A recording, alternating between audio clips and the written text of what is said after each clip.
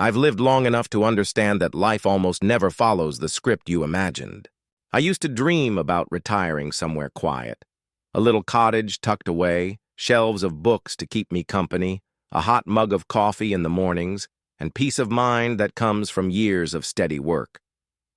But instead, I ended up in Sunnyside Estates, a picture-perfect community where the sidewalks gleamed, the lawns looked cloned, and the HOA's rules were enforced with the precision of a military parade.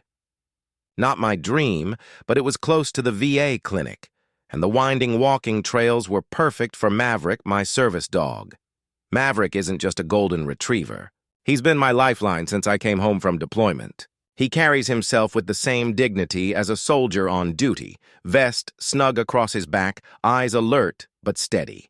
Maverick is the reason I sleep instead of pacing through the night, the reason I can stand in a crowded grocery aisle without my chest tightening like a vice. Loyal, steady, unshakable. He's never broken a command, never left my side. And because of him, I learned the Americans with Disabilities Act inside and out. When your stability depends on a dog, you memorize the law that shields him. What I didn't expect was having to quote that law to the HOA president the very day I moved in. Karen Whitfield introduced herself like a storm rolling in, clipboard clutched tight, lips pursed, and eyes that scanned for violations like a hawk looking for prey. Her gaze landed on Maverick, who sat obediently beside me. "I don't recall approving a dog in this neighborhood," she declared, as though she were royalty issuing a decree. I kept my voice calm, steady. "Maverick is a service animal. He's protected under federal law." Karen's lips curved into something between a smirk and a sneer. Hard to tell these days. "People always find loopholes." Then she pivoted sharply, stalking away as if she had far bigger wars to fight. Looking back, that moment should have been my warning. People like Karen never walk away for good. Within 3 weeks, I had 3 separate violation notices pinned to my door. First, my lawn was exactly 1 inch taller than their rulebook allowed. Next, my mailbox was apparently painted the wrong shade of black. Finally, the ultimate crime. My trash can had lingered by the curb for 45 minutes after the garbage truck had passed. Each notice was signed with Karen's theatrical looping signature, topped off with a smiley face that somehow felt more like a threat than a kindness. I complied anyway. I trimmed the lawn like a recruit before inspection, repainted the mailbox, and even set an alarm to remind me to drag the garbage in like I was handling toxic waste. But I knew the truth. This wasn't about appearances. This was about control.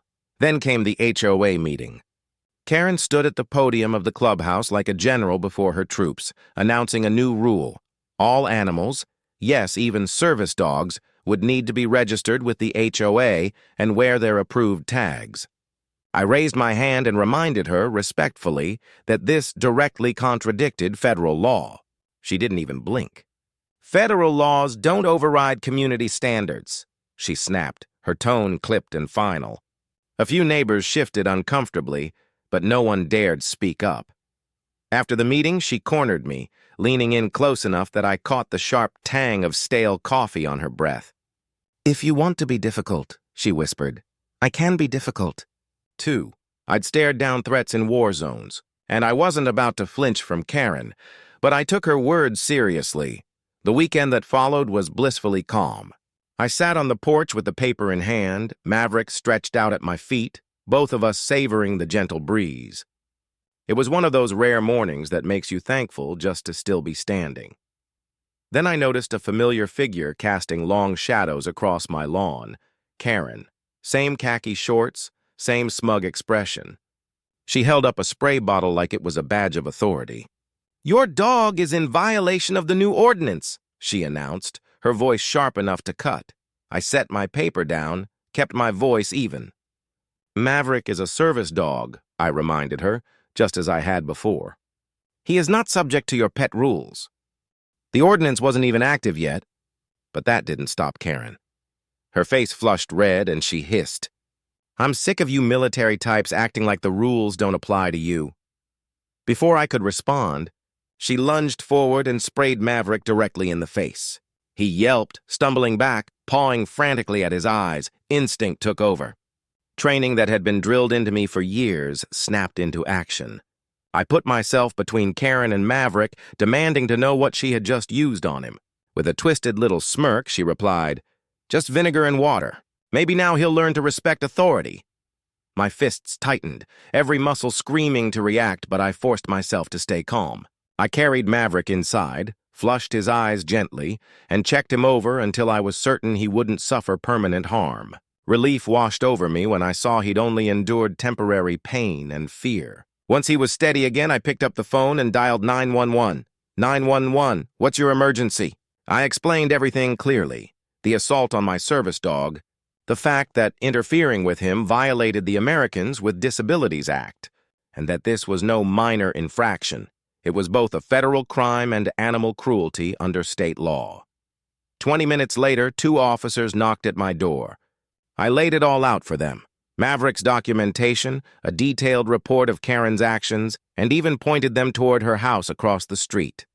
One officer stayed with me while the other went over to confront her. Through the blinds, I watched Karen's arms flail wildly, her face blazing as she argued.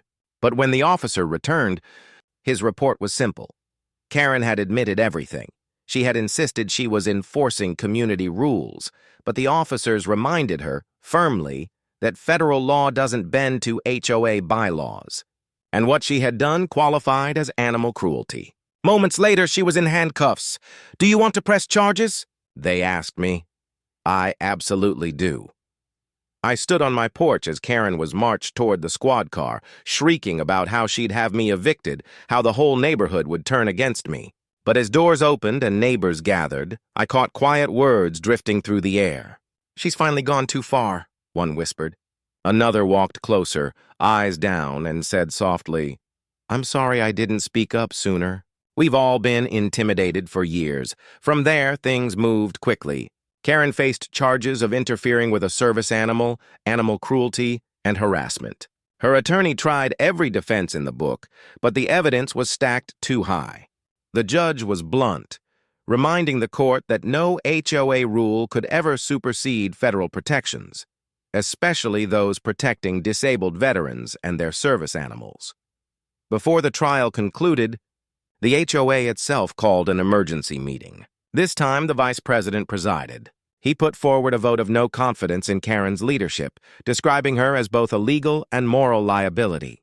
The result was unanimous. She was stripped of her title before the meeting even adjourned. Her name tag came off the board that very night. When sentencing day arrived, Karen was a shell of the woman who once strutted around the neighborhood. The smug grin was gone, replaced with pale disbelief, as the judge read her punishment: 30 days in jail, a $5,000 fine, 200 hours of community service at an animal shelter, and mandatory disability rights education. Her voice cracked as she pleaded. "But I was just enforcing the rules." The judge didn't blink. "The most important rule, Miss Whitfield, is to respect the law of the land, especially the laws that protect those who've served and the animals who serve them." The bailiff led her away. She glanced back once, maybe mouthing something in my direction. But it didn't matter. The fight was over, and she had lost. Maverick sat beside me in the courtroom, steady and composed, the perfect symbol of resilience. I reached down, scratched the spot behind his ear, and he leaned his head gently into my palm. We'd faced harder battles together, but this one reminded me of something important. We were exactly where we were meant to be. And if stories like this speak to you, about standing your ground, protecting what matters, and finding justice, make sure to like this video and subscribe. We share real experiences of courage, accountability, and the bond between people and the animals who change lives.